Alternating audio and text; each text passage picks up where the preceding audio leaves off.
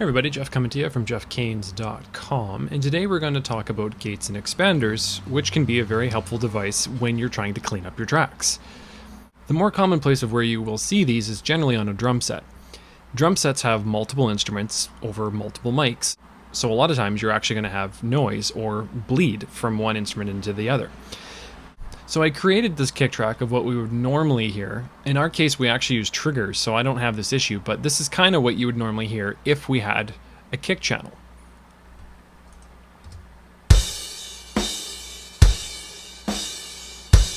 Which on its own sounds fine. The kick is prominent, we can hear the hi-hat, we can hear the snare, everything else that's in there. But when we start adding EQ and compression, we start processing each of our individual channels, we're not editing just the source, we're also going to be editing all that bleed from the other channels. And over time, when we start doing that to all of our tracks, we're just bringing up the noise floor, which in the end, we're trying to do the exact opposite and get a clean, nice sound. So I could come in here and I could find where the sources are. So here's my kick and there's my second. So I could come in between and just actually delete everything in between. That's one way to do it. It's very time consuming and I would have to play with those fades for a long time to make it sound actually realistic. So the easier thing to do is actually just throw just a gate on there. And this is just the free one that comes with Pro Tools. But in here, what I want to do is actually turn my ratio up to 100:1. And what this is going to do is it's going to mute everything, and it's only going to open when the threshold is crossed. So in English, it's only going to open when a kick comes through, and then hopefully all of our cymbal and snare will disappear in the back. So the way that you should generally use these is always come back and find where it actually starts to make your sound. The presets that are in here and in the menu are good, but they have no idea what the parameters are in your session. So it's always good to use that as a starting point instead. So let's just try that on our kick track and see what happens.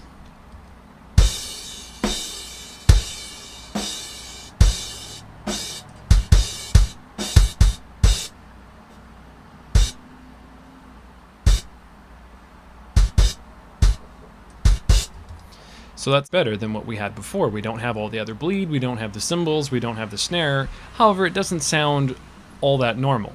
And that's really where the release point comes in. And the release point is just going to say how long it takes for the gate to close again. Currently it's closing too soon, which is really giving it that big pumping sound, where we can just kind of open that up a little bit and get more of a realistic sound. So let's open it up a bit and see what happens.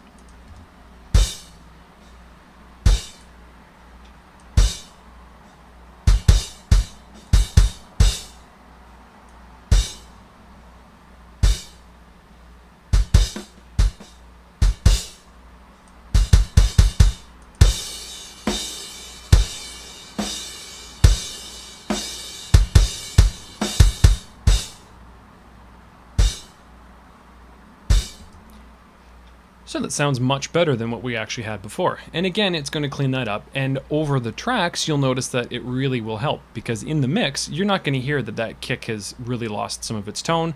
And this might be a little off on our threshold and stuff. But again, I kind of created this kick mix from what we're actually hearing. So it's not that big of a deal. However, if we look at a snare track and we hear the same thing,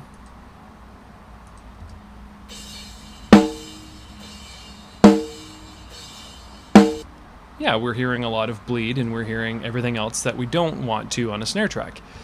And you would think that we would want to just use the same gate, but this particular one is actually a gate and expander.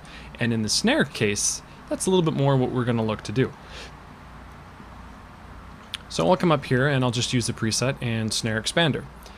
And what you can see is that the ratio is on the other side of the map. So rather than a brick wall or a very hard ratio, this one actually is going to be a very light effect. The biggest difference between a gate and expander is that a gate will mute everything in between our hits, whereas an expander will just lower the volume. On something like a snare top or on a snare drum or toms, where there's going to be a lot of, it's not always the same velocity sound of what we're getting on it, there will be ghost notes and 30-second notes and all that kind of stuff. And if we have our threshold set too high, we're going to lose all that because it's not a strong enough signal to come across the threshold. So that's kind of where the expander comes in. So let me show you what that means.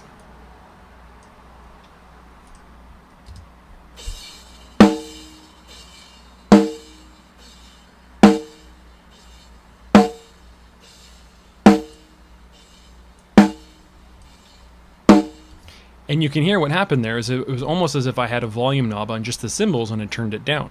In the mix, you won't even notice that all of this is going on, but your drums will have room to breathe and you'll have a much cleaner lower end, particularly because we don't have all of this noise. So as you can see, that's something that can really help us out and really help us clean up our signal from one channel to another. So, well guys, I hope that helps. And from jeffcanes.com, I am Jeff, and we'll see you next time.